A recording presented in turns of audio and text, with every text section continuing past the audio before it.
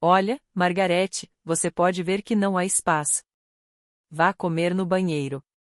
Você já está acostumada. As palavras da minha nora, Amber, ecoaram pelo restaurante como um tapa na cara. Senti mais de 50 pares de olhos fixos em mim, aguardando minha reação. Alguns clientes reprimiram o riso. Outros desviaram o olhar, desconfortáveis. Mas Amber ficou parada ao lado da mesa principal com aquele sorriso distorcido que eu me esforçava para tolerar há anos. Meu filho, Steven, estava sentado bem ao lado dela, checando o celular como se não tivesse ouvido nada, como se a mãe dele não tivesse acabado de ser humilhada na frente de todo o seu círculo social. Era o aniversário de casamento deles, 15 anos juntos, e eu havia pago cada centavo daquela comemoração. O salão Crest, com suas toalhas de mesa de linho importadas e arranjos florais que custavam mais do que o salário mensal inteiro de uma família, tudo no meu cartão corporativo, tudo em meu nome. E lá estava eu, parada no meio da sala como uma intrusa, com meu vestido cor de marfim que eu havia escolhido com tanto cuidado naquela manhã. Passei uma hora em frente ao espelho, experimentando 3 opções diferentes, querendo estar apresentável para a festa do meu único filho. Como fui ingênua ao pensar que minha presença seria bem-vinda. Como fui tola ao acreditar que, depois de 15 anos de casamento, depois de tudo que eu havia feito por eles, finalmente me viriam como parte da família. O banheiro, Margarete, repetiu Amber, elevando ainda mais a voz para garantir que todos ouvissem. É onde você geralmente se sente mais à vontade, não é? Limpando, consertando, fazendo o que você faz de melhor. Dessa vez, o riso era mais aberto. Senti o calor subir pelo meu pescoço, minhas mãos começaram a tremer levemente, mas não de vergonha. Era algo diferente. Era uma clareza fria que eu nunca havia experimentado antes. Naquele momento, com todas aquelas pessoas me olhando como se eu fosse um estorvo, como se eu fosse a faxineira que tivesse se infiltrado em uma festa elegante, algo dentro de mim se rompeu. Ou melhor, algo se libertou. Olhei para meu filho. Steven, sussurrei, na esperança de que ele ao menos dissesse alguma coisa, que me defendesse, que se lembrasse de quem havia pago sua faculdade, de quem lhe comprará seu primeiro carro, de quem financiara cada um de seus sonhos frustrados. Mas ele apenas ergueu os olhos do celular por um segundo, olhou para mim com aqueles olhos vazios que eu já não reconhecia e voltou a olhar para baixo. O silêncio dele doeu mais do que todas as palavras cruéis de Amber juntas. Peguei minha bolsa, aquela bolsa de couro gasta que eu usava há 20 anos, e caminhei em direção à saída. Ninguém tentou me impedir. Ninguém perguntou se eu estava bem. Ouvi Amber dizer algo sobre eu finalmente ter entendido o meu lugar, e mais risadas se seguiram. Mas eu já estava lá fora, respirando o ar fresco da noite, sentindo as luzes da cidade tremeluzirem à minha frente como testemunhas silenciosas da minha humilhação. Fiquei parada na calçada por um instante, vendo meu reflexo na vitrine do restaurante, uma mulher de 72 anos com rugas que contavam histórias de trabalho árduo, de noites em claro construindo algo do zero. Uma mulher que sacrificou tudo para dar uma vida melhor ao filho. E esse foi o resultado, ser expulsa como lixo de uma festa que ela mesma estava pagando. Peguei meu celular e disquei um número que eu tinha salvo há meses. O Sr. Santos, meu advogado pessoal, atendeu ao segundo toque. Senhor Santos, preciso que o senhor ative o plano B agora mesmo, esta noite. Minha voz soava estranhamente calma, quase fria. Do outro lado da linha, houve silêncio. Tem certeza, senhora Margarete? Não há como voltar atrás. Depois que vendermos as ações e cancelarmos as transferências. Nunca tive tanta certeza de nada na minha vida, interrompi. Venda tudo. Cancele tudo. E quero que isso seja feito antes que esse maldito jantar termine. Ouvi o Sr. Santos respirar fundo. Entendo. Ligarei para você em 30 minutos com os documentos prontos. Os compradores japoneses estão esperando por esta oportunidade há 2 anos. Eles pagarão os 200 milhões sem hesitar. 200 milhões de dólares. Esse era um valor que ninguém na minha família conhecia. Steven achava que eu tinha uma pequena empresa têxtil que mal dava lucro. Amber acreditava que as transferências mensais de 25 mil dólares que recebiam eram minhas economias de uma vida inteira. Nenhuma das duas sabia que Margaret Herrera era dona da maior rede de distribuição de têxteis latino-americanos nos Estados Unidos. Que meus armazéns abasteciam as maiores marcas do país. Que eu havia construído um império trabalhando 18 horas por dia enquanto criava meu filho sozinho, depois que o pai dele nos abandonou. Fui até meu carro, aquele velho sedã cinza que eu dirigia há 10 anos. Steven sempre zombava dele, dizendo que parecia um táxi dos anos 90. Amber insistiu que eu comprasse algo mais elegante, algo que não a envergonhasse quando me vissem chegar. Mas eu já tinha me acostumado a passar despercebida, a ninguém me ver como uma ameaça, a ser subestimada. Sentei-me no carro e esperei. As luzes do restaurante continuavam acesas, e uma música suave filtrava-se pelas paredes. Imaginei Steven e Amber brindando com champanhe francês, daquele tipo que custa $500 a garrafa. Imaginei os convidados os parabenizando pelo casamento perfeito, pela vida invejável que levavam. Ninguém sabia que cada móvel do apartamento deles, cada joia no pescoço de Amber, cada terno italiano que Steven usava tinha meu nome na nota fiscal. Meu telefone vibrou. Era uma mensagem da minha neta, Clary. Vovó, onde você está? Eu vi você sair. Você está bem? Mamãe disse que você saiu porque não estava se sentindo bem, mas eu sei que é mentira. A única pessoa daquela família que ainda me chamava de avó com carinho. A única que me visitava sem pedir dinheiro primeiro. Estou bem, meu amor. Só precisava de um pouco de ar fresco. Volte para a festa. Não se preocupe comigo, respondi. Eu não queria envolvê-la no que estava prestes a acontecer.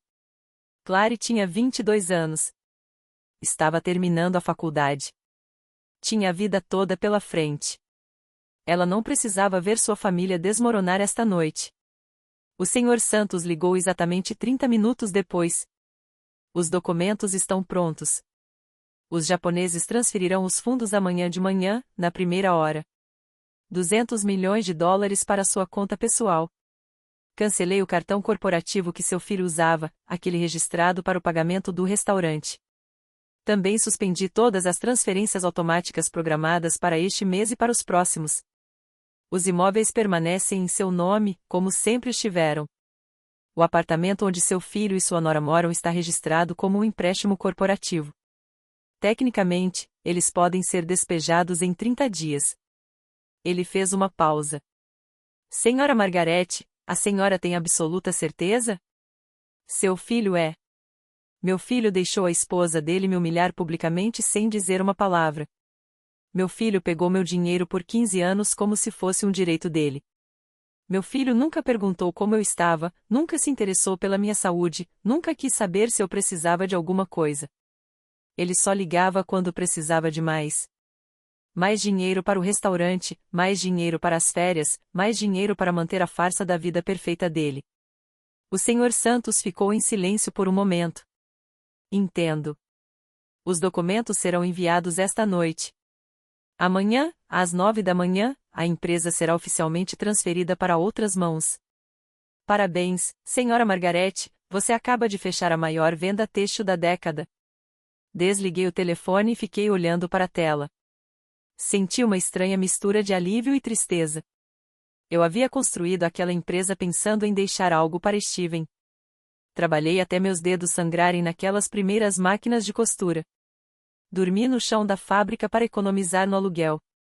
Eu havia recusado propostas de casamento porque não tinha tempo para nada além do trabalho e da criação do meu filho. Tudo por ele. Além disso, ele poderia ter o que eu nunca tive. E agora eu estava vendendo tudo. $200 milhões que ele nunca veria. $200 milhões que eu não gastaria em restaurantes chiques ou férias na Europa. $200 milhões que representavam 45 anos da minha vida. Olhei para o relógio. Eram 21h40. Calculei que a sobremesa seria servida. Aquele bolo de 5 andares que custou $7.000. Na hora de pagar, quando o garçom trouxe a conta e passou meu cartão corporativo, o sistema rejeitou a transação. Recusada. Saldo insuficiente.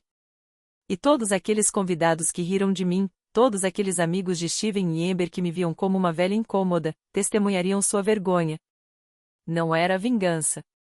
Ou talvez um pouco, mas, acima de tudo, era justiça. Era recuperar minha dignidade. Era lembrá-los de que a velha que eles haviam mandado para o banheiro era o único motivo pelo qual podiam se dar ao luxo de comemorar naquele lugar. Liguei o carro e dirigi até minha casa. Não o luxuoso apartamento onde Steven morava. Nem a residência com piscina da qual Amber sempre se gabava nas redes sociais. Minha casa era um pequeno apartamento de 2 quartos em um bairro tranquilo, com móveis antigos que eu havia comprado em segunda mão décadas atrás. Steven tinha vergonha de que eu morasse lá. Ele sempre me dizia para comprar algo melhor, que com todo o dinheiro que eu supostamente tinha, não havia desculpa para viver como uma pessoa pobre. O que ele não entendia era que eu não precisava de luxos. Eu cresci sem nada. Conheci a fome, o frio, a incerteza. Este pequeno apartamento era um palácio comparado ao quarto com teto de zinco onde cresci. E cada centavo que eu não gastava comigo era um centavo que eu podia investir na empresa para crescer, para construir algo sólido. Mas isso acabou. Eu não ia mais viver como uma pessoa pobre para que eles pudessem viver como ricos. Eu não ia mais me privar de um prato decente de comida para que Amber pudesse comprar bolsas de grife. Eu não ia mais usar roupas velhas para que Steven pudesse se vestir nas melhores lojas da cidade. Cheguei em casa e tirei os sapatos. Meus pés doíam. Sempre doíam depois de ficar muito tempo em pé. Eu tinha artrite nos joelhos. Consequência de anos trabalhando na fábrica. Steven não sabia. Eu nunca lhe havia contado sobre minhas dores, meus sofrimentos, minhas noites em claro. Eu não queria ser um fardo. Não queria que ele me visse como uma velha doente. Que irônico.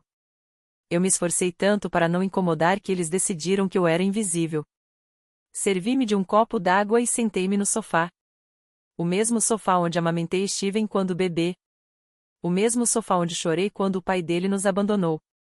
O mesmo sofá onde planejei cada passo de negócios que me levou a construir um império. 45 anos de memórias neste pequeno espaço. Meu telefone começou a tocar. Era Steven. Deixei tocar. Ele ligou várias e várias vezes. 8 ligações em 5 minutos. Então as mensagens começaram a chegar. Mãe, o que você fez? O cartão não está funcionando. Mãe, responde. Isso é humilhante. Mãe, as pessoas estão olhando para nós. Mãe, preciso que você venha agora. Mãe, resolva isso. Desliguei o telefone. Pela primeira vez em 15 anos, desliguei o telefone sem me sentir culpada, sem me sentir na obrigação de resolver os problemas dele, sem correr para salvá-lo das próprias consequências.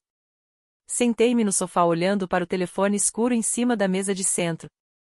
Era estranho, aquele silêncio. Durante anos, eu dormi com o telefone no criado mudo, sempre alerta, sempre esperando que Steven precisasse de mim. Quantas vezes acordei às 3 da manhã porque ele teve uma emergência? Quantas vezes saí no meio da noite para lhe trazer dinheiro, para resolver algum problema com fornecedores, para pagar dívidas que ele havia acumulado com sua irresponsabilidade? Levantei-me e fui até meu quarto. Abri o armário e peguei uma caixa de sapatos velha que guardava na prateleira de cima. Lá dentro estavam as fotografias. Steven bebê enrolado em uma manta de tricô que eu mesma havia feito. Steven em seu primeiro dia de aula com aquele uniforme que me custou 2 semanas de salário. Steven na sua formatura da faculdade com a beca e o capelo que eu paguei em 6 prestações. Steven no seu casamento com aquele terno de grife que custou $8.000 e que eu paguei sem que ele sequer me agradecesse. Eu tirei aquela última foto. Foi no dia do casamento dele, há 15 anos. Eu estava ao lado dele, usando um vestido cor pérola que comprei numa loja de descontos. Amber estava do outro lado dele, radiante em seu vestido de noiva que custará $35.000.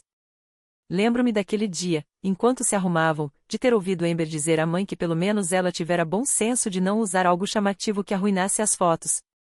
Como se eu fosse um detalhe inconveniente que precisasse ser escondido, guardei as fotografias e fechei a caixa. Amanhã eu compraria um álbum novo. Um onde eu guardaria apenas as memórias que valem a pena preservar. Os primeiros anos do Steven. Quando ele ainda me abraçava ao me ver chegar do trabalho. Quando ele ainda me dizia que eu era seu herói. Quando ele ainda me amava incondicionalmente, sem esperar nada em troca. Liguei o telefone. 37 chamadas perdidas. Steven. Amber. Números desconhecidos que provavelmente eram de amigos deles. 53 mensagens de texto. Li todas, uma a uma, com uma calma que me surpreendeu. As primeiras mensagens de Steven foram de pânico. Mãe, o cartão foi recusado. Mãe, preciso que você transfira dinheiro agora. Mãe, isso é uma emergência. Então veio a vez de Amber. Margarete, não sei que jogo você está jogando, mas não tem graça. Resolva isso imediatamente ou haverá consequências. Então as mensagens ficaram mais desesperadas. Mãe, tive que pedir dinheiro emprestado aos convidados para pagar. Mãe, você nos fez passar vergonha. Mãe, como você pôde fazer isso com a gente? Como pude fazer isso com eles? Essa frase se repetia em várias mensagens, como se eu fosse o vilão. Como se eu tivesse feito algo imperdoável. Não aqueles que me humilharam publicamente. Não aqueles que me trataram como lixo. Não aqueles que durante anos tomaram meu dinheiro como se fosse um direito e não uma dádiva. Eu fui a vilã por finalmente dizer que já era o suficiente. Havia uma mensagem da Clary. Vovó, papai está furioso. Ele disse que você bloqueou os cartões dele e cancelou as transferências. Mamãe está chorando e gritando. Eu não entendo o que aconteceu, mas seja o que for, estou sempre do seu lado. Eu te amo. Senti meus olhos marejarem. Aquela garota, aquela linda garota que herdara meu espírito, não a ganância de seus pais. Clary estudava enfermagem. Ela trabalhava nos fins de semana em um hospital da cidade para pagar suas despesas. Ela nunca me pediu dinheiro. Quando me ofereci para ajudar, ela me disse que preferia conquistar as coisas por si mesma. Tão diferente do pai dela. Respondi, meu amor, estou bem. Não se preocupe comigo. Cuide-se. Conversaremos com calma em breve. Amo você mais do que as palavras podem expressar. Desliguei o telefone e fui para a cozinha. Preparei uma xícara de chá de camomila, aquele que me ajudava a dormir nas noites difíceis. Sentei-me junto à janela e olhei para a rua. As luzes dos apartamentos vizinhos estavam acesas. Famílias jantando juntas. Pais ajudando os filhos com a lição de casa. Casais assistindo televisão, abraçados. Vidas normais, simples e honestas. Era isso que eu queria. Uma família que me valorizasse. Um filho que me procurasse porque sentia minha falta, não porque precisava de dinheiro. Uma nora que me tratasse com respeito, mesmo que fosse apenas o básico. Eu não estava pedindo amor incondicional. Eu só queria não ser tratada como um estorvo, como um caixa eletrônico, como alguém cuja única função era financiar seus caprichos. O telefone tocou novamente. Desta vez era um número que eu não reconheci. Atendi. Senhora Margarete Herrera, sou o gerente do Salão Crest. Peço desculpas por incomodá-la a esta hora, mas houve um problema com o pagamento da festa de hoje à noite. Seu filho mencionou que a senhora já havia pago as despesas, mas o cartão foi recusado. Conseguimos resolver a situação temporariamente, mas precisamos confirmar a forma de pagamento para amanhã. A comemoração acabou, presumo, respondi em voz calma. Sim, senhora. Há cerca de uma hora, mas o saldo devedor é de $42.000. O Sr. Steven assinou uma nota promissória temporária, mas precisamos cancelá-la. Não autorizo nenhuma cobrança. Não farei nenhum pagamento relacionado a essa comemoração. Se meu filho assinou algo, a responsabilidade é dele, não minha. Houve um silêncio constrangedor. Mas senhora, eu entendo que havia um acordo prévio. Seu filho mencionou que a senhora sempre cobre esses eventos. Meu filho está enganado. Não há nenhum acordo, e recomendo que, no futuro, você verifique quem realmente está pagando antes de assumir compromissos dessa magnitude. Boa noite. Desliguei antes que ele pudesse responder. Senti uma estranha sensação de poder. Durante anos, eu fui a solução silenciosa para todos os problemas de Steven. Aquela que pagava sem perguntar. Aquela que assinava sem ler. Aquela que dizia sim a tudo porque tinha medo de perder meu filho. Eu tinha medo de que, se deixasse de ser útil, deixaria de ser amada. Que ironia descobrir que nunca fui amada. Eu era apenas conveniente. Eu era apenas um mero dispensável. E no dia em que deixei de ser útil, me mandaram para o banheiro como um cachorro. Terminei meu chá e me recostei no sofá. Eu não queria ir para a cama ainda. Sabia que não conseguiria dormir. Minha mente estava agitada demais, processando tudo o que havia acontecido e tudo o que estava por vir. Amanhã, minha vida mudaria completamente. Amanhã, eu seria oficialmente uma mulher com 200 milhões de dólares no banco e sem o fardo de sustentar uma família que não me valorizava. Pensei na minha mãe. Ela havia falecido há 20 anos, mas eu ainda me lembrava de suas palavras: Mija, nunca deixe ninguém te fazer sentir menos do que você é. Nem um homem, nem um chefe, nem mesmo seus próprios parentes.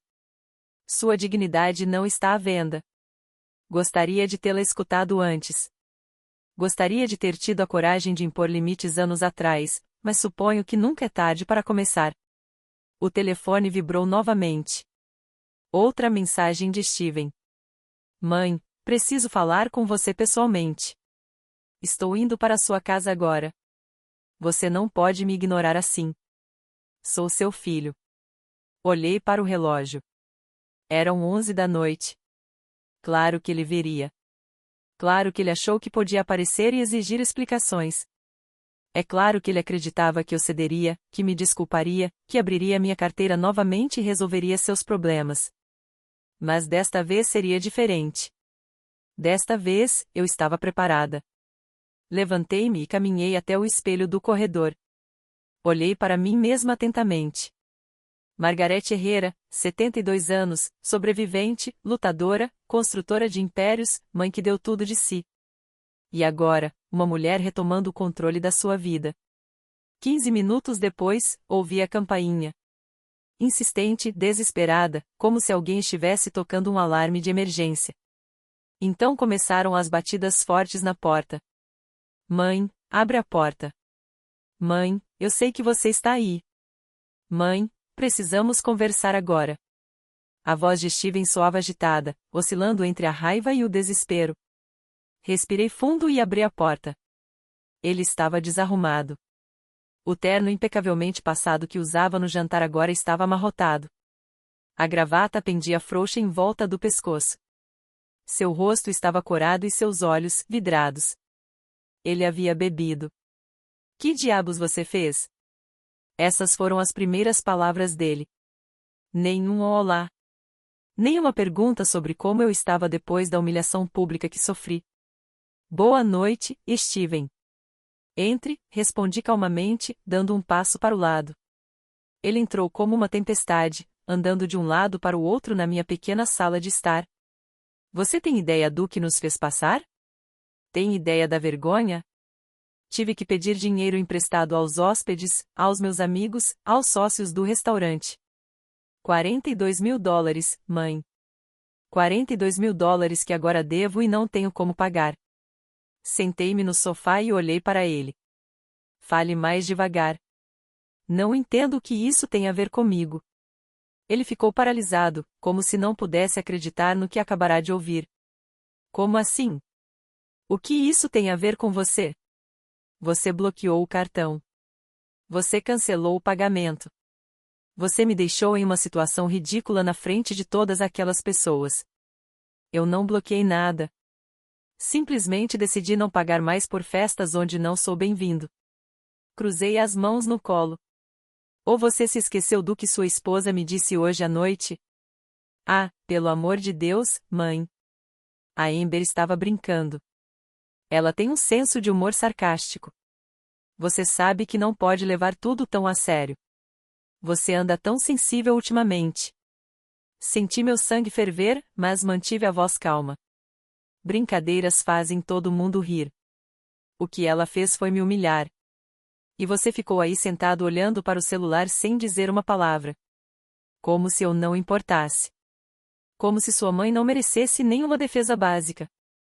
Steven passou as mãos pelos cabelos. Você está exagerando. Amber não teve nenhuma má intenção. Além disso, você estava no meio da festa. Havia muita gente. Era lógico que não houvesse espaço naquele momento. Você poderia ter esperado um pouco. Espere no banheiro. Espere exatamente onde sua esposa me mandou. Espere como um servo enquanto vocês aproveitavam a festa que eu estava pagando. Lá vamos nós de novo com o dinheiro. É sempre a mesma coisa com você. Sempre nos lembrando o quanto gasta, o quanto faz, o quanto doa. Sabe de uma coisa? Estou cansada de me sentir culpada por aceitar sua ajuda. Se te incomoda tanto me ajudar, então não ajude. Mas não corte tudo de uma vez como uma mulher amargurada e ressentida. Uma mulher amargurada e ressentida. Essas palavras pairavam no ar entre nós.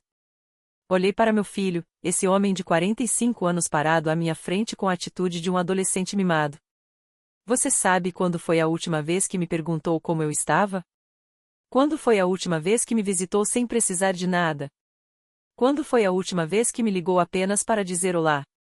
Steven desviou o olhar. Ele não respondeu porque ambos sabíamos a resposta. Nunca. Ou, se tivesse respondido, fazia tanto tempo que nenhum de nós se lembrava. Eu pensei que estava fazendo a coisa certa, continuei.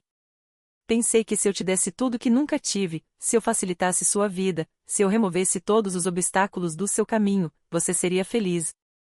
E pensei que sua felicidade me faria feliz. Eu estava enganada. Eu te dei tanto que você se esqueceu do valor das coisas. Eu te dei tanto que você parou de ser grata. Eu te dei tanto que agora você acredita que é um direito seu, e não um presente. São $25.000 por mês, mãe. $25.000 que sumiram da minha conta hoje. Como você espera que eu pague o aluguel? Como você espera que eu pague os funcionários do restaurante? Como você espera que eu mantenha tudo funcionando? Steven, você tem 45 anos.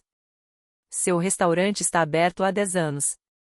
Se, depois de uma década, ele ainda não for autossuficiente, então não é um negócio. É um hobby caro que eu venho financiando. Um hobby de $500.000 por ano, para ser exato. Observei-o processar aquele número. $500.000 por ano. $25.000 por mês multiplicado por 12 durante 10 anos. $5 milhões no total, mais o apartamento, mais os carros, mais as férias, mais tudo mais. Provavelmente investi perto de $8 milhões para manter a ilusão de que meu filho era um empresário de sucesso. O restaurante está passando por uma fase difícil, murmurou ele. A economia está complicada. Os clientes não estão gastando como antes. A economia está sempre difícil, Steven. Sempre há uma desculpa. No ano passado foram os fornecedores. No ano anterior, foi a concorrência. Antes disso, foi a localização. Sempre há algo que justifique a necessidade de mais dinheiro. Mas nunca nada que justifique a incapacidade de se virar sozinho. Ele afundou na poltrona, com a cabeça entre as mãos. Não acredito que você está fazendo isso. Justo agora, quando eu mais preciso de você. E quando foi que você não precisou de mim? Eu fui seu plano B por 15 anos. Sua solução mágica. Sua tábua de salvação permanente. Quando foi o suficiente?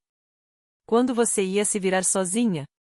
Ele ergueu o olhar e, pela primeira vez naquela noite, vi algo diferente em seus olhos. Não era raiva. Era medo. Medo real de perder tudo. Mãe, eu prometo que as coisas vão mudar. Vou me esforçar mais. Vou fazer o restaurante dar certo. Só preciso que você me dê mais uma chance. Uma última chance. Quantas últimas chances, Steven? Esta provavelmente é a 20ª. E sempre termina da mesma forma. Você promete. Eu cedo. Nada muda. Desta vez será diferente. Juro pela Clary.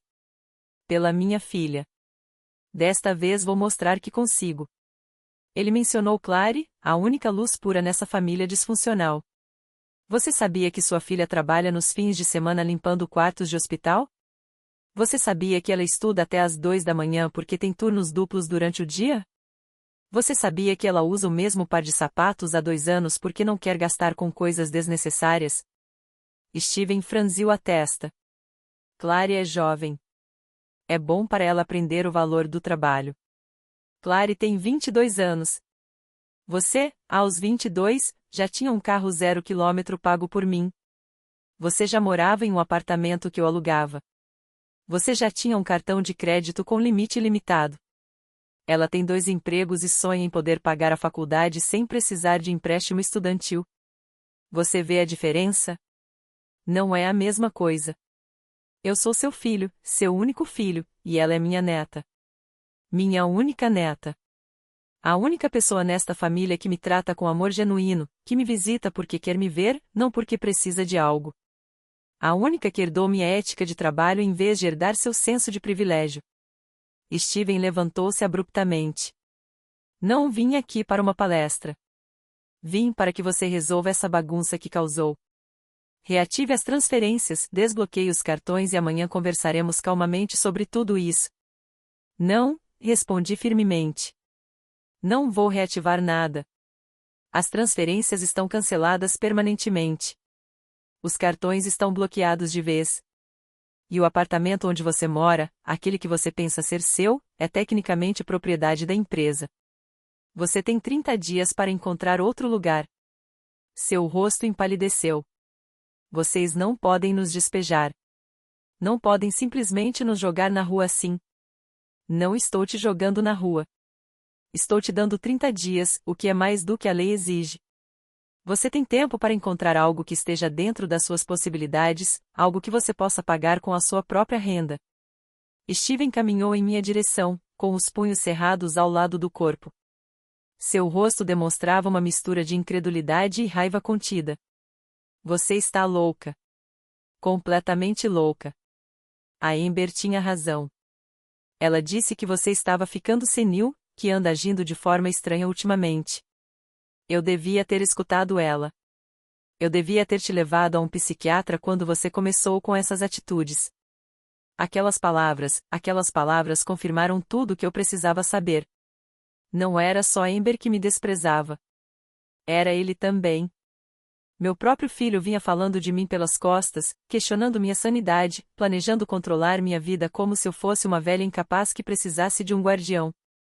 Atitudes estranhas? Perguntei, mantendo minha voz surpreendentemente firme. Você se refere àquela vez em que me recusei a pagar suas férias em Dubai? Ou quando eu disse que $25.000 por mês eram suficientes e você pediu $30.000? Ou talvez quando sugeri que você arrumasse um segundo emprego para estabilizar o restaurante? Essas atitudes estranhas. Mãe, você é uma senhora idosa. Mora sozinha.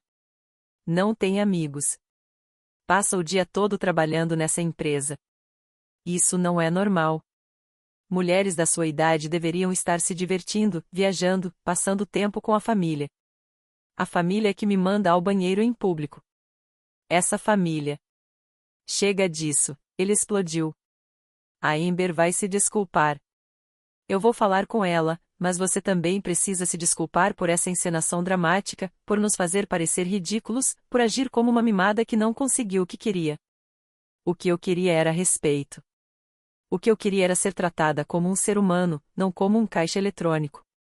O que eu queria era que meu filho me defendesse quando a esposa dele me humilhasse. Mas, aparentemente, isso era pedir demais. Steven deu um passo para trás, passando as mãos pelo rosto. Olha só para você, mãe. Você mora nesse apartamento miserável. Usa roupas velhas. Dirige um carro que parece que vai se desfazer a qualquer momento. E de onde você tira tanto dinheiro para bancar a milionária ofendida? Porque as transferências que você faz não surgem do nada. A menos que seus olhos se estreitaram em suspeita. A menos que você esteja escondendo dinheiro que deveria ser da família. Dinheiro que deveria ser da família. Como se ele tivesse contribuído com um único centavo. Como se ele tivesse trabalhado uma única hora para construir o que eu construí. A empresa é minha, Steven. Completamente minha. Eu a construí do zero. Cada máquina, cada armazém, cada contrato, cada cliente, tudo é resultado do meu trabalho. Não há dinheiro de família envolvido. É o meu dinheiro, o dinheiro que eu ganhei. E de quanto dinheiro estamos falando? Perguntou ele com um olhar quase calculista que me fez estremecer, porque se for uma grande empresa, tecnicamente eu tenho direito a uma parte.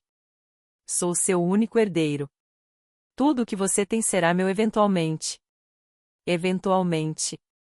Essa palavra, esperando que eu morresse para que ele pudesse tomar o que considerava seu por direito de nascimento. Ele não perguntou sobre minha saúde. Não perguntou se eu estava doente. Ele só queria saber quanto dinheiro eu tinha e quando poderia ficar com ele. A empresa não existe mais, eu disse simplesmente. Eu a vendi esta noite. Ele congelou. O quê? Vendi a empresa por 200 milhões de dólares. Os compradores japoneses transferirão os fundos amanhã. E antes que você pergunte, não, você não verá um centavo desse dinheiro. Steven cambaleou para trás como se tivesse levado um soco. 200 milhões. Você tinha 200 milhões de dólares e me fez viver com 25 mil dólares por mês. Você me fez implorar por migalhas enquanto você era multimilionário. Eu te dava 25 mil dólares por mês. 300 mil dólares por ano. Isso não é troco, Steven. É mais do que 90% da população ganha em um ano inteiro. Mas para você, nunca era o suficiente. Você sempre queria mais. Você sempre precisava de mais. E eu continuei dando porque tinha medo de te perder. Bom, parabéns, mãe. Você me perdeu. Você me perdeu completamente. Sua voz tremia de raiva. Sabe o que eu vou fazer? Vou processá-lo. Vou contratar o melhor advogado e vou provar que você está senil, que não está em seu juízo perfeito. Vou recuperar esse dinheiro porque ele é meu por direito. Vá em frente, respondi com uma calma que pareceu irritá-lo ainda mais. Meus advogados são os melhores do país. Venho preparando essa transição há meses. Todos os documentos estão em ordem. Todas as assinaturas são autenticadas e tenho avaliações psicológicas recentes que confirmam minha plena capacidade mental. Fiz isso justamente porque sabia que você tentaria algo assim. Seu rosto se contorceu em uma expressão de puro ódio. Você vai se arrepender disso quando estiver velho e doente. Quando precisar de alguém para cuidar de você, eu não estarei lá. Quando estiver morrendo sozinho em um hospital, você vai se lembrar deste momento. Vai se lembrar de que escolheu o dinheiro em vez da sua família. Eu não escolhi o dinheiro em detrimento da minha família, Steven. Escolhi a minha dignidade em vez do abuso. Escolhi a minha paz de espírito em vez da toxicidade. E escolhi parar de financiar pessoas que não me amam. Se isso me torna a vilã da sua história, posso conviver com isso. Ele se dirigiu para a porta, mas antes de sair, virou-se uma última vez. Mamãe sempre foi fraca. Foi por isso que papai a abandonou. Foi por isso que ela nunca encontrou mais ninguém. Foi por isso que ela passou a vida trabalhando como uma escrava, tentando compensar o fato de não ser suficiente para ninguém. Aquelas palavras foram escritas para me destruir, para encontrar a ferida mais profunda e cravar uma faca nela. Steven sabia que o abandono do pai dele era o meu maior trauma. Ele sabia que eu havia passado anos me perguntando o que eu tinha feito de errado, porque eu não era suficiente para fazê-lo ficar. Mas desta vez, em vez de me afundarem, aquelas palavras me libertaram. Porque percebi algo fundamental. Eu não tinha sido fraca. Eu tinha sido forte. Tão forte que criei um filho sozinha. Tão forte que construí um império do nada. Tão forte que sobrevivi ao abandono, à pobreza, à discriminação, a tudo. E agora eu era forte o suficiente para sobreviver à rejeição do meu próprio filho. Seu pai me abandonou porque era um covarde que não conseguia lidar com a responsabilidade de uma família. Vá sabendo que você é mais parecido com ele do que eu jamais imaginei. E você tem razão em uma coisa. Eu trabalhei como um escravo, mas não para compensar nada. Eu trabalhei para te dar tudo o que eu nunca tive. Que desperdício de esforço. Steven saiu, batendo a porta com tanta força que as paredes tremeram. Ouvi seus passos se afastando pelo corredor. Depois, o som do elevador, e então, silêncio. Um silêncio tão profundo que por um instante senti como se o mundo inteiro tivesse parado. Sentei-me no sofá e olhei para o relógio. Era 1h da manhã. Em menos de 6 horas, perdi meu filho. Em menos de 6 horas, minha vida mudou completamente. E o mais estranho é que não senti a dor devastadora que esperava sentir. Senti algo diferente. Senti alívio. O telefone vibrou. Era Clary. Vovó, papai acabou de sair do seu prédio furioso. Mamãe está histérica. Eles estão gritando comigo porque me recuso a tomar partido. Posso ir à sua casa? Preciso de você. Vem, meu amor. Estou te esperando. A porta está aberta para você. Sempre estará. 20 minutos depois, ouvi uma batida suave na porta. Abri e lá estava Clary, com os olhos vermelhos de tanto chorar e uma mochila nas costas. Ela entrou e me abraçou com tanta força que quase me derrubou. Sinto muito, vovó. Sinto muito por tudo que fizeram com você. Eu não sabia. Eu não sabia que te tratavam assim. Eu a abracei de volta, sentindo suas lágrimas molharem meu ombro. Você não tem nada pelo que se desculpar, meu amor. Você é a única luz em meio a toda essa escuridão. Sentamo-nos no sofá e contei-lhe tudo, cada detalhe da humilhação no restaurante, a decisão de vender a empresa, a visita de Steven, as palavras cruéis que ele disse. Clara ouviu em silêncio, lágrimas escorrendo por suas bochechas, apertando minha mão na sua. Não consigo acreditar que eles sejam assim.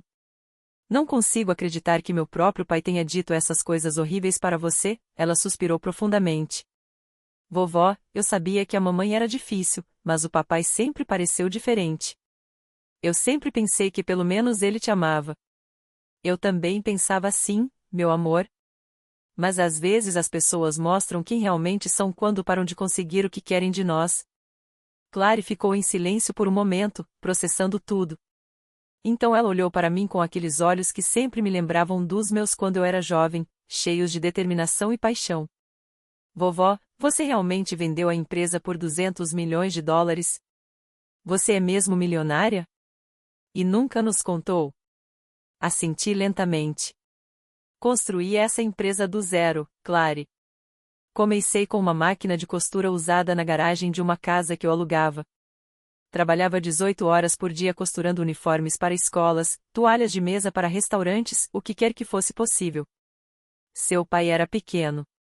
Eu cuidava dele enquanto trabalhava. Ele dormia num berço ao lado da máquina. Foi assim que tudo começou. E como você passou disso para 200 milhões? Contei-lhe toda a história. Como consegui meu primeiro grande contrato com uma rede hoteleira. Como investi cada centavo do lucro em mais máquinas, mais funcionários, mais espaço. Como, pouco a pouco, passei da costura à distribuição. Como identifiquei um nicho de mercado que ninguém estava explorando, tecidos de qualidade a preços competitivos para empresas americanas que importam da América Latina. Como construí uma rede de fornecedores na Ásia e clientes em todo o continente. E meu pai nunca soube de nada disso. Eu disse a ele que tinha uma pequena empresa têxtil. Tecnicamente, eu não estava mentindo. Ele nunca pediu mais nada. Nunca demonstrou nenhum interesse no meu trabalho. Ele só se importava com quanto dinheiro podia tirar de mim. Mês após mês. Olhei para a janela, onde o céu começava a clarear. Acho que, no fundo, eu estava com medo, Clary. Medo de que, se ele soubesse quanto dinheiro eu tinha, tentaria levar tudo de uma vez. Pelo menos assim, pagando-lhe em parcelas mensais, eu mantinha algum controle. Mas vovó, 200 milhões, você poderia ter vivido como uma rainha. Poderia ter uma mansão, viagens, luxos. Por que você viveu assim? Ela gesticulou ao redor do pequeno apartamento. Porque eu não precisava dessas coisas. Meu valor não está no que possuo, mas no que construí. E porque cada dólar que eu não gastei comigo, pude investir em crescimento, em gerar empregos, em construir algo sólido, fiz uma pausa. Além disso, se eu tivesse vivido de forma extravagante, seu pai teria desconfiado. Ele teria começado a fazer perguntas. E, honestamente, eu não queria dar a ele acesso a tudo. Eu já vi como ele administrava o dinheiro que eu lhe dava. Imagine se ele tivesse acesso ilimitado. Clary balançou a cabeça, ainda processando a informação. Então, o que você vai fazer agora com todo esse dinheiro? Com a sua vida? A verdade é que não sei ao certo, mas sei que, pela primeira vez em décadas, vou viver para mim mesma. Vou viajar. Vou conhecer aqueles lugares que sempre sonhei em visitar, mas para os quais nunca tive tempo. Vou dormir até mais tarde se tiver vontade. Vou ler livros sem me sentir culpada por não estar trabalhando. Vou descobrir quem Margaret é além de ser mãe e empreendedora. E quanto a nós? Perguntou Clary em voz baixa. Papai e mamãe, vocês vão mesmo cortar relações com eles completamente? Suspirei profundamente. Não vou mentir para você, meu amor. O que seu pai me disse esta noite ultrapassou um limite irreversível. As palavras sobre seu avô, sobre minha fraqueza, sobre eu merecer morrer sozinha, não foram ditas num momento de raiva. Vieram de um ressentimento profundo que me acompanha há anos. Fiz uma pausa, escolhendo minhas palavras com cuidado. Vou manter distância. Vou proteger minha paz. Se algum dia seu pai realmente mudar, se algum dia ele me procurar sem precisar de nada, sem tentar me manipular, então talvez possamos conversar. Mas não vou manter um relacionamento onde eu seja apenas uma fonte de recursos. Clara assentiu com a cabeça, enxugando as lágrimas. Eu entendo e te apoio, mesmo que doa porque ele é meu pai. Eu entendo que você precisa fazer isso por você. Ela pegou minhas mãos nas suas. Vovó, quero que saiba que sempre estarei aqui, não pelo seu dinheiro, mas porque te amo, porque você é a pessoa mais forte que conheço, porque me ensinou que o trabalho árduo tem valor e que a dignidade não é negociável. Aquelas palavras me destruíram de uma forma que a crueldade de Steven não conseguiu. Eu chorei. Chorei como não chorava há anos. Todas as lágrimas reprimidas, toda a frustração acumulada, toda a dor guardada vieram à tona naquele momento. E Clary me abraçou, me deixou chorar sem tentar resolver a situação. Ela simplesmente estava presente. Quando finalmente me acalmei, ela foi até a cozinha e preparou chá para nós duas. Sentamos juntas enquanto o sol começava a nascer, pintando o céu em tons de laranja e rosa. Vovó, posso te perguntar uma coisa? Disse ela após um longo silêncio. Qualquer coisa, meu amor. Por que você nunca me contou sobre a empresa? Eu poderia ter guardado o segredo. Sempre fomos muito próximos. Eu tinha meus motivos. Primeiro, eu não queria te colocar numa situação desconfortável com seus pais. Se você soubesse, teria que mentir ou guardar segredos, e eu não queria esse fardo para você. Segundo, eu queria que você crescesse valorizando o dinheiro. Ver você trabalhando em 2 empregos, ver você lutando pelos seus sonhos, me encheu de orgulho. Você é mais parecido comigo do que seu pai jamais foi. Clary sorriu tristemente. Mamãe sempre diz que sou teimosa e orgulhosa como você. Ela diz isso como um insulto, mas eu levo como um elogio. E você deveria. Teimosia e orgulho, quando bem canalizados, transformam-se em determinação e dignidade. Dei um gole no chá. Clary, quero que você continue exatamente como está. Não vou pagar sua faculdade e não vou te dar uma mesada. Quero que você continue construindo sua vida com as suas próprias mãos. Mas o que vou fazer é criar um fundo fiduciário para você. Quando você se formar em enfermagem, quando conseguir seu primeiro emprego, quando provar que consegue se sustentar, então você terá acesso a esse fundo. Será sua rede de segurança, sua oportunidade de investir no seu futuro, na sua liberdade financeira. Mas primeiro, você precisa aprender a voar sozinha. Vovó, você não precisa me dar nada.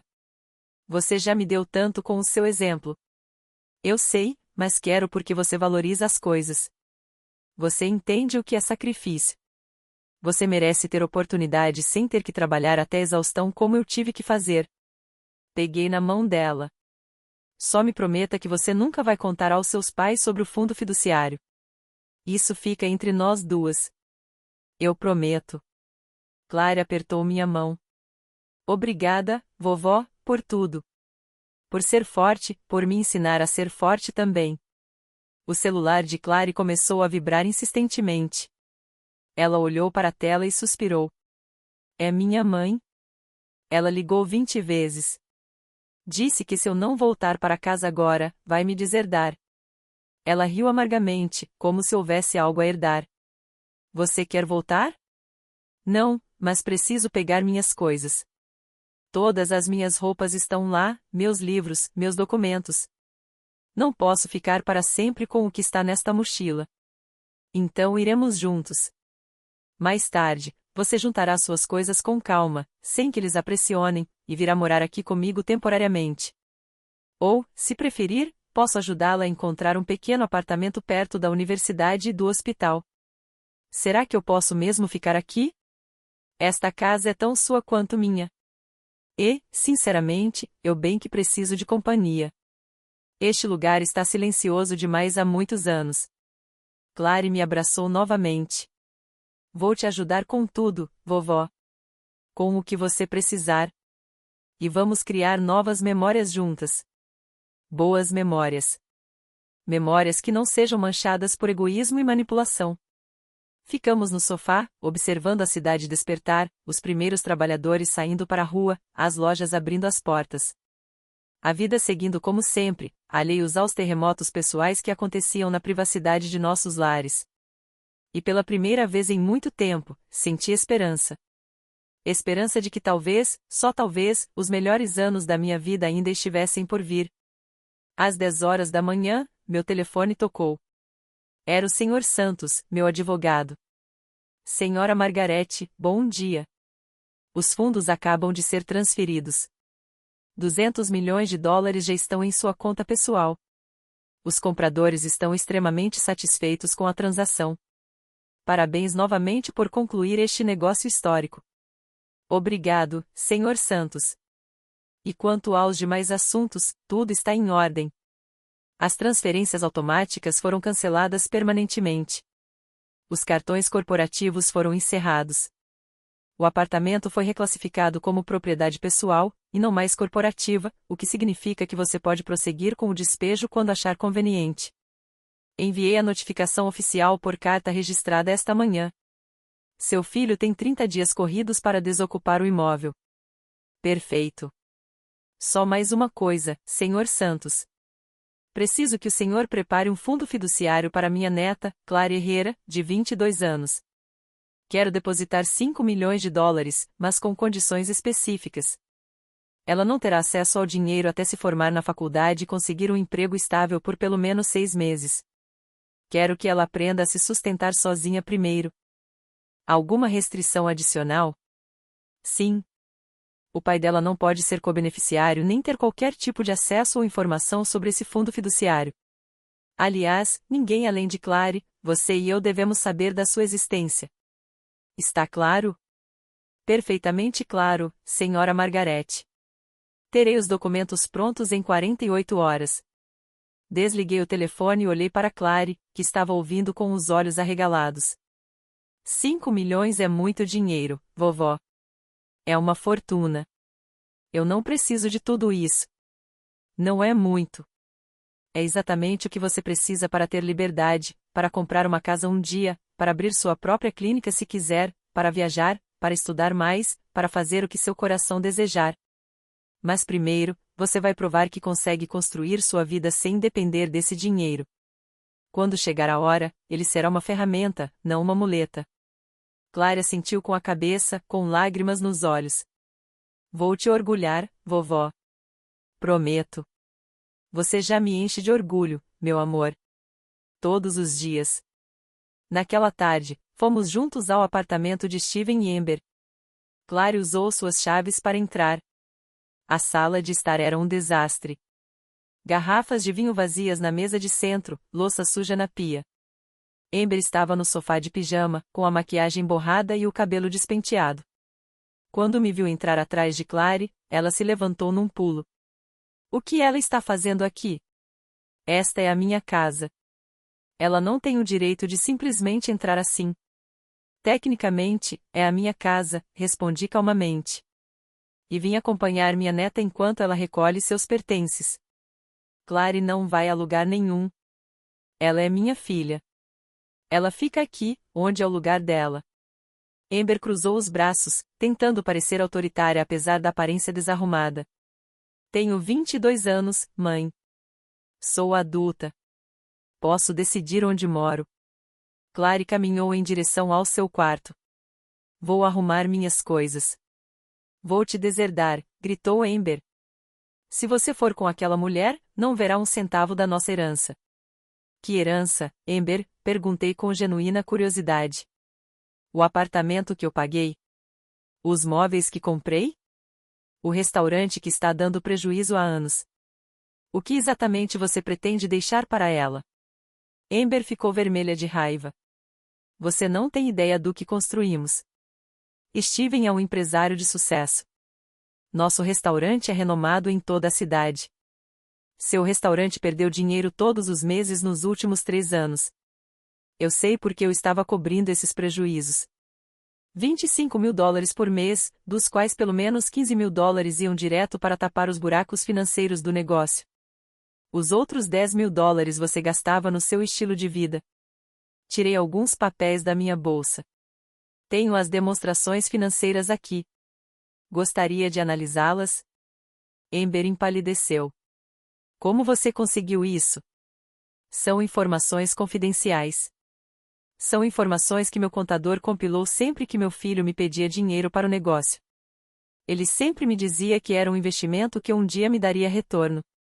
Estou esperando por esse retorno há anos. Ele nunca veio. Deixei os papéis sobre a mesa. O restaurante é uma fantasia cara que eu estava financiando. Sem o meu dinheiro, ele tem cerca de 2 meses antes de fechar. Talvez 3, se você cortar as despesas drasticamente. A culpa é sua. Sempre foi.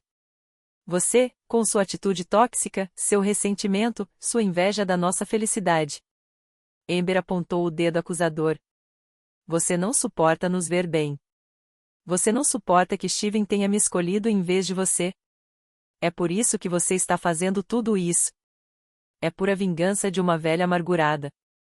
Eu ri. Uma risada genuína que pareceu confundi-la mais do que irritá-la. Amber, eu não tenho inveja de você. Eu tenho pena de você. Você construiu toda a sua identidade em torno do dinheiro de outra pessoa. Você viveu por 15 anos em um apartamento que não é seu, dirigindo um carro que você não pagou, vestindo roupas que você não ganhou, e agora que a torneira foi fechada, você não tem ideia de como sobreviver. Isso não é vida.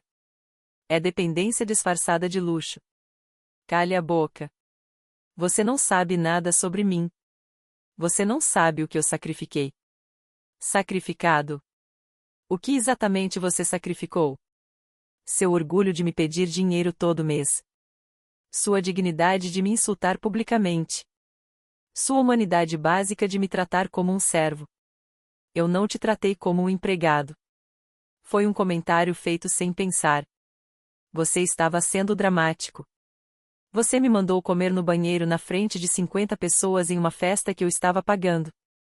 Isso não foi um comentário feito sem pensar. Foi uma crueldade deliberada. Nesse instante, Steven entrou vindo do quarto. Ele estava com uma aparência terrível. Olhos inchados, roupas amassadas, sem fazer a barba. O que você está fazendo aqui? Perguntou ele com a voz rouca. Vim buscar a Clary. Ela vai morar comigo. Claro. Agora você está fazendo lavagem cerebral na minha filha também. Ele cambaleou até o bar e se serviu de um uísque, embora ainda fosse pouco mais de meio-dia. Sabe qual é a parte mais triste de tudo isso, mãe? Eu realmente pensei que você me amava. Pensei que toda aquela ajuda financeira era porque você queria me ver feliz. Mas não, era para me controlar, para me manter na coleira, para que você pudesse se gabar de ser a mártir que sacrificou tudo pelo filho. Se isso fosse verdade, eu não teria vendido a empresa. Se eu quisesse controlar vocês, teria continuado dando dinheiro com condições. Mas o que eu fiz foi exatamente o oposto. Eu libertei vocês. Libertei vocês dois. Agora vocês podem viver suas vidas sem depender de mim, sem ter que aturar a velha chata que pagava por tudo. Não queremos ser libertados. Queremos o que é nosso por direito. Steven tomou um longo gole de seu uísque. Sou seu único filho. Tudo que você construiu era para ser meu. Nada do que construí pertence a você simplesmente por ser meu filho. Uma herança se conquista com amor, respeito e consideração. Não se exige como um direito enquanto você trata mal a pessoa que lhe deu a vida. Clary saiu do quarto com 2 malas grandes. Estou pronta, vovó. Tenho tudo o que preciso. Amber correu até ela. Clary, pense no que você está fazendo. Se você for com ela, estará nos traindo. Estará nos abandonando no nosso pior momento. É assim que você nos retribui por tudo o que fizemos por você? Tudo o que você fez por mim? A voz de Clary estava mais alta do que eu jamais ouvirá. Como o quê? Como me fazer sentir culpada toda vez que eu precisava de alguma coisa? Como me comparar constantemente aos filhos dos seus amigos? Como criticar cada decisão que eu tomava porque não era elegante ou lucrativa o suficiente para você? Ela olhou para os pais com uma mistura de tristeza e decepção. A única pessoa que realmente esteve presente para mim sem condições, sem críticas, sem julgamentos, foi a vovó, e vocês a trataram pior do que um cachorro. Steven bateu o copo na mesa. Saiam daqui, vocês dois. Saiam da minha casa agora mesmo. Com prazer, respondi. Mas lembre-se, tecnicamente está em a minha casa. Você tem 30 dias. No 31º dia, se ainda estiver aqui, os oficiais virão para despejá-lo.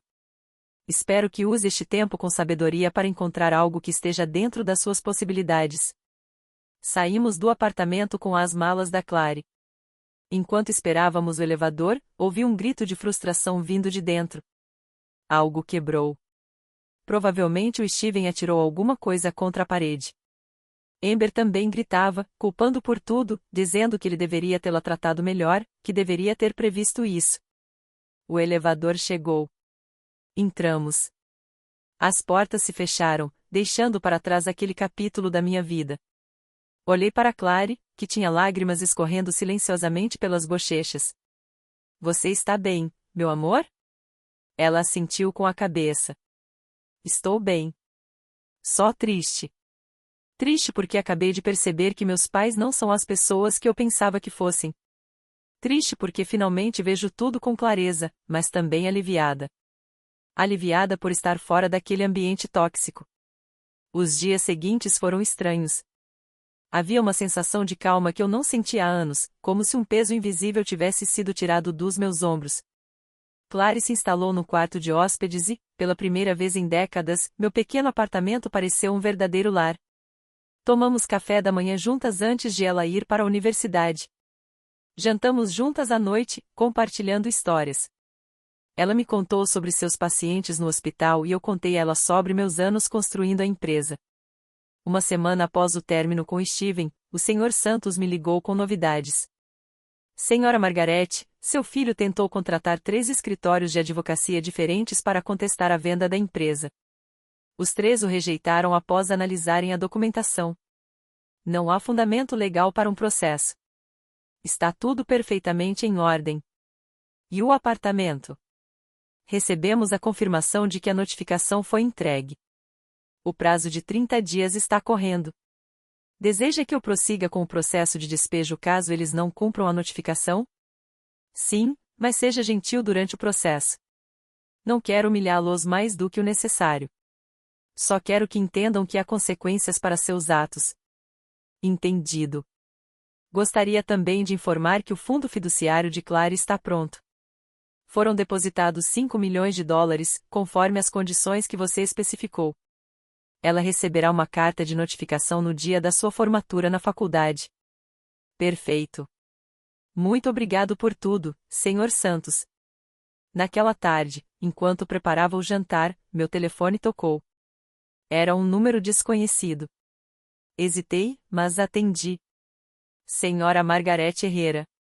Aqui é Miriam Castellanos, repórter da Forbes. Estamos escrevendo uma matéria sobre a venda da Herrera Textiles para a corporação japonesa. É a maior transação no setor têxtil da última década. A senhora teria a oportunidade de nos conceder uma entrevista? Meu coração disparou. A notícia era pública. Eu não tinha pensado nisso, mas é claro que uma venda de 200 milhões de dólares seria notícia. Prefiro manter minha privacidade, respondi com cautela. Entendo perfeitamente, mas sua história é inspiradora. Uma mulher que construiu um império do zero, que manteve um perfil discreto por décadas enquanto dominava o mercado de importação têxtil. Nossos leitores gostariam de conhecer essa história, especialmente outras mulheres empreendedoras que lutam para abrir caminho em um mundo dominado por homens. Refleti sobre isso por um instante. Talvez fosse hora de sair das sombras. Talvez fosse hora de minha história ser contada. Tudo bem, mas com condições. Você não pode mencionar minha família. Nada sobre meu filho ou minha vida pessoal. Apenas a história dos negócios. É claro que respeitaremos completamente a sua privacidade pessoal.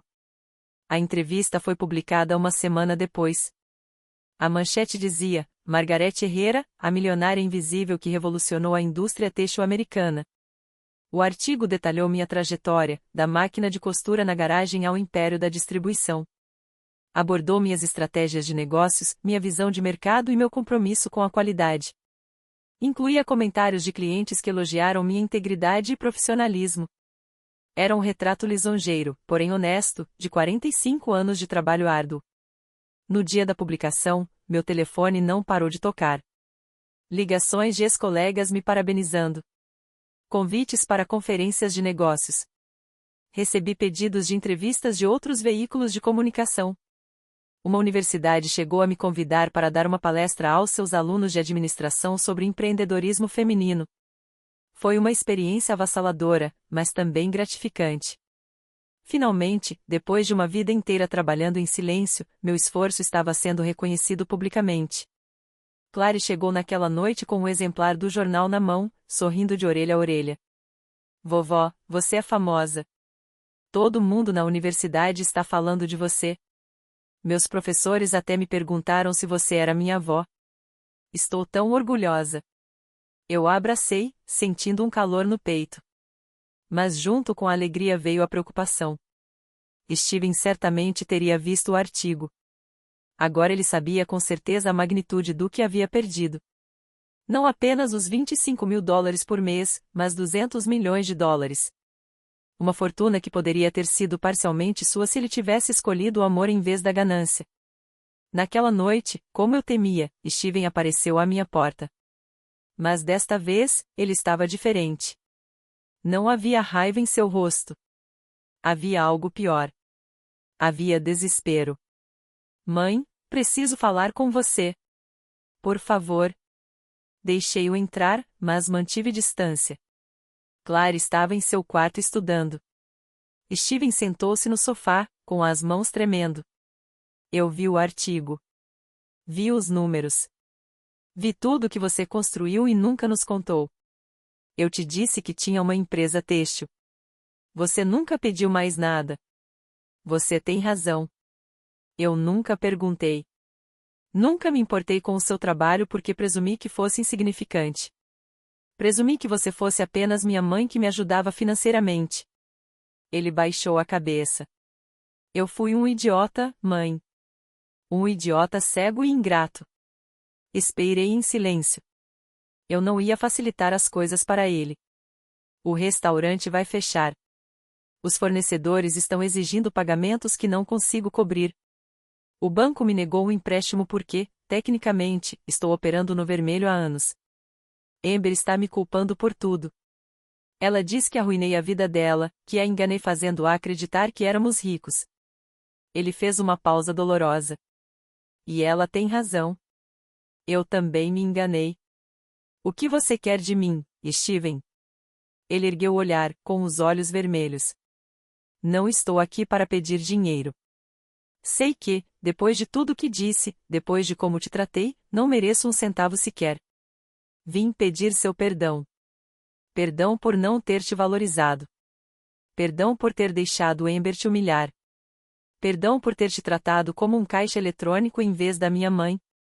Suas palavras soaram sinceras, mas eu já tinha ouvido pedidos de desculpas antes. Pedidos de desculpas que duravam até a próxima vez que ele precisasse de algo. E o que mudou, Steven? Por que você se importa agora? Porque eu perdi tudo. O restaurante, o apartamento, meu casamento. Amber me deixou ontem. Ela disse que se casou com um homem bem-sucedido, não com um fracassado que dependia da mãe. Ela foi embora com tudo que conseguia carregar, as joias, as roupas de grife, até o dinheiro do cofre. Ela deixou um bilhete dizendo que não queria ser pobre. Sua voz embargou.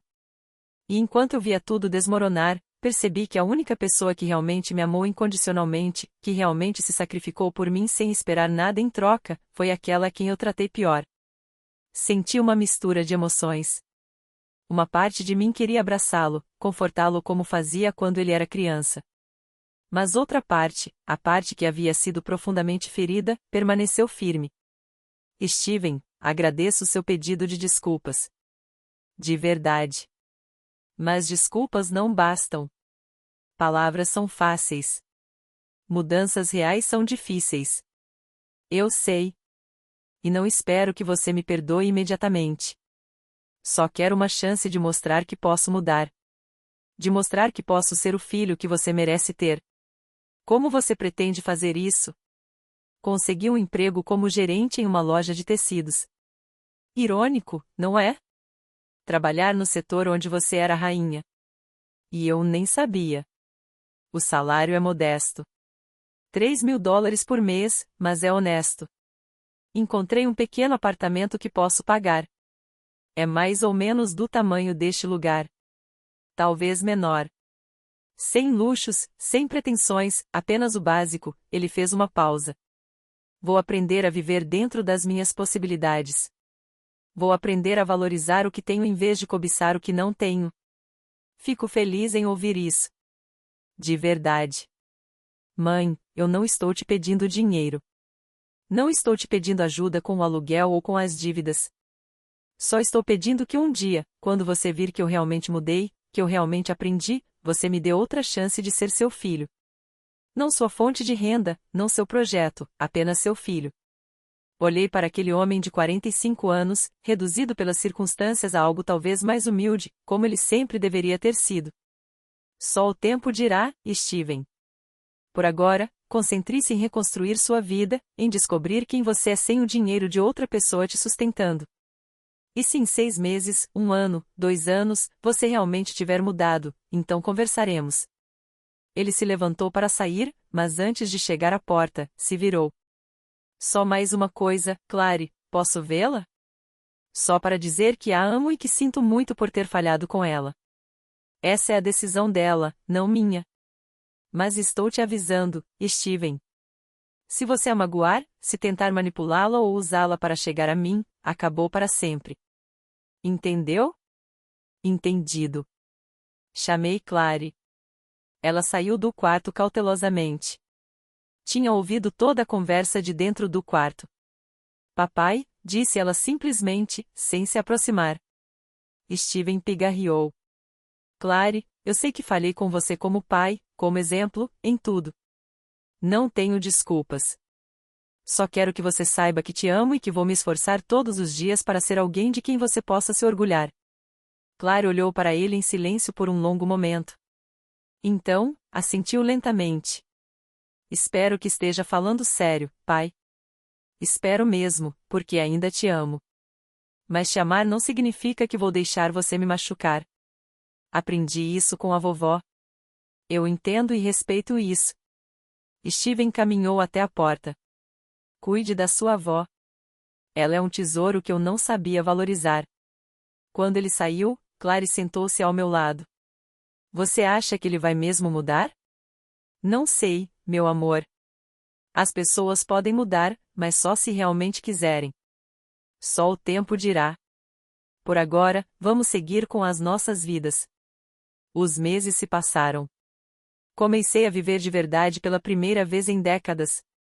Contratei um consultor financeiro que me ajudou a investir os $200 milhões com sabedoria. Criei fundações para apoiar mulheres empreendedoras, bolsas de estudo para estudantes de baixa renda e programas de treinamento têxtil para comunidades marginalizadas. O dinheiro que eu havia acumulado começou a ter um propósito além de sustentar pessoas que não o valorizavam. Eu viajei. Vi a Itália como sempre sonhei. Caminhei pelas ruas de Roma. Comi massa fresca na Toscana. Andei de gôndola em Veneza. Depois fui para a Espanha, para a França, para a Grécia. Cada lugar me mostrou que o mundo era maior e mais bonito do que minha pequena vida de trabalho me permitirá ver. Clary me acompanhou em uma das viagens durante as férias dela. Foram as 2 semanas mais felizes da minha vida. Comprei uma casa, não uma mansão ostentosa, mas uma casa confortável num bairro tranquilo com jardim. Tinha espaço para visitas, uma biblioteca onde finalmente li todos aqueles livros que tinha comprado, mas nunca tinha tido tempo de abrir, e uma cozinha onde eu e a Clara experimentávamos novas receitas aos domingos. Ministrei palestras em universidades. Compartilhei minha história com jovens empreendedores, especialmente mulheres que enfrentavam os mesmos obstáculos que eu havia enfrentado. Eu disse a eles que o sucesso não se mede apenas em dinheiro, mas na capacidade de se manter fiel aos seus valores enquanto constrói seus sonhos. Eu disse a eles que estabelecer limites não é egoísmo, é sobrevivência. Eu disse a eles para nunca, jamais, deixarem ninguém fazê-los se sentirem inferiores. Steven cumpriu sua palavra até certo ponto. Manteve o emprego. Mudou-se para aquele apartamento modesto. Não me pediu dinheiro. A cada 2 semanas, ele me enviava uma mensagem breve, um olá, uma pergunta sobre minha saúde. Pequenos passos para reconstruir o que estava quebrado. Eu respondia cordialmente, mas mantinha distância. A confiança se constrói com o tempo e a constância, não com palavras. 6 meses após nossa última conversa, ele me convidou para um café. Eu aceitei. Nos encontramos em uma cafeteria simples, não em um daqueles restaurantes luxuosos que ele costumava frequentar. Ele parecia diferente, mais magro, mais cansado, mas também mais real. Havia uma humildade em seus olhos que eu nunca tinha visto antes. Conversamos por 2 horas. Ele me contou sobre seu trabalho, sobre os desafios de viver com um orçamento apertado e sobre as lições que estava aprendendo. Ele me contou que havia começado a fazer terapia para trabalhar seus padrões de comportamento e sua sensação de merecimento. Mostrou-me fotos de seu novo apartamento. Um espaço pequeno, mas limpo e organizado. Não havia luxos, apenas o essencial. Sabe o que é mais estranho, mãe? Disse-lhe enquanto tomávamos café. Estou mais feliz agora do que quando tinha tudo. Não tenho o estresse de manter as aparências. Não preciso fingir ser algo que não sou. Posso dormir em paz sabendo que o pouco que tenho é fruto do meu próprio esforço. Fico feliz em ouvir isso, Steven. De verdade. Ainda penso naquela noite, nas coisas horríveis que te disse, no papai, em você morrendo sozinha. Ele fechou os olhos, tomado pela dor. Não passa um dia sem que eu me arrependa. Não há uma noite em que eu não acorde pensando em como pude ser tão cruel com a pessoa que mais me amava. As palavras machucam, Steven, especialmente quando vêm de quem amamos, mas também nos mostram verdades que precisávamos ver. Suas palavras me mostraram que eu havia perdido minha dignidade tentando comprar seu amor. E isso tinha que acabar. Você não estava comprando meu amor, mãe. Eu sempre te amei. Eu só estava tão cega pela ganância, pelo estilo de vida, pela imagem, que esqueci como demonstrá-lo. O amor se demonstra com ações, não com palavras. E durante anos, suas ações mostraram que eu só valia o que podia te dar. Ele assentiu, aceitando a verdade. Você tem razão. E vou passar o resto da minha vida tentando mudar isso. Não para que você me dê dinheiro. Não para que você me inclua no seu testamento, só porque você é minha mãe e merece ser tratada com amor e respeito. Não respondi de imediato. Observei-o. Havia sinceridade em sua voz, mas ele já havia sido sincero antes. O tempo diria se essa mudança era real ou apenas mais uma atuação. Vamos continuar tomando café a cada 2 semanas, eu disse finalmente. Vamos nos conhecer melhor. Como mãe e filho, não como benfeitor e beneficiário. Eu gostaria disso. Eu gostaria muito disso. 1 ano depois daquela noite terrível no restaurante, eu estava sentada no jardim da minha nova casa. Clary tinha decorado tudo para uma pequena comemoração. Havia balões cor de lavanda, meus favoritos, e um bolo que ela mesma havia feito. Era meu aniversário de 73 anos e, pela primeira vez em décadas, eu estava comemorando rodeada de pessoas que realmente me amavam. Clary estava lá com seu namorado, Ben, um jovem enfermeiro que trabalhava com ela no hospital. Ele era respeitoso, trabalhador e a tratava como uma princesa. Steven chegou com um buquê de flores silvestres, as únicas que ele podia comprar dentro do seu orçamento, mas muito mais significativas do que qualquer arranjo caro que ele já tivesse me dado antes. Eu havia convidado algumas amigas que fiz em minhas viagens, mulheres de negócios aposentadas com quem compartilhei histórias e risadas. Ao apagar as velas, não desejei riquezas, saúde ou longevidade. Eu já tinha tudo isso. Desejei paz. Desejei que esta segunda fase da minha vida continuasse tão plena quanto havia começado. Desejei a sabedoria para desfrutar cada momento sem carregar o peso do passado. Depois do bolo, Clary se levantou com uma taça na mão. Quero fazer um brinde à mulher mais incrível que conheço. A minha avó, que me ensinou que a verdadeira riqueza não está no que você tem, mas em quem você é. Que me mostrou que dizer não é um ato de amor próprio, não de egoísmo. Que construiu um império com as próprias mãos e teve a coragem de deixá-lo ir quando não lhe servia mais. Eu te amo, vovó. Obrigada por ser meu exemplo, meu refúgio, minha heroína. Todos fizeram um brinde. Até Steven, com lágrimas nos olhos, ergueu seu copo. A mamãe, a mulher que nos deu tudo e que finalmente decidiu dar algo a si mesma, a liberdade. Naquela noite, depois que todos foram embora, sentei-me na varanda olhando as estrelas. Pensei na longa jornada que havia percorrido. Daquela garota pobre numa casa com telhado de zinco à jovem mãe solteira com uma máquina de costura, da empreendedora invisível que construiu um império à mulher que finalmente aprendeu a se colocar em primeiro lugar. Não me arrependi de nada, nem mesmo dos anos financiando o Steven, porque esses anos me ensinaram lições valiosas sobre autoestima e limites. Não me arrependi de vender a empresa, porque essa decisão me libertou de uma vida que não me servia mais. Não me arrependi de cortar laços tóxicos, porque esse rompimento permitiu que laços verdadeiros se fortalecessem. Meu telefone vibrou. Uma mensagem de Clary: vovó, obrigada pelo melhor aniversário. Te amo infinitamente. E uma foto nossa nos abraçando, sorrindo, genuinamente felizes. Eu respondi: eu te amo mais, meu amor. Obrigada por me lembrar que o amor verdadeiro existe. Então chegou uma mensagem de Steven: feliz aniversário, mãe. Sei que ainda tenho muito a provar, mas quero que saiba que me esforço todos os dias para ser melhor.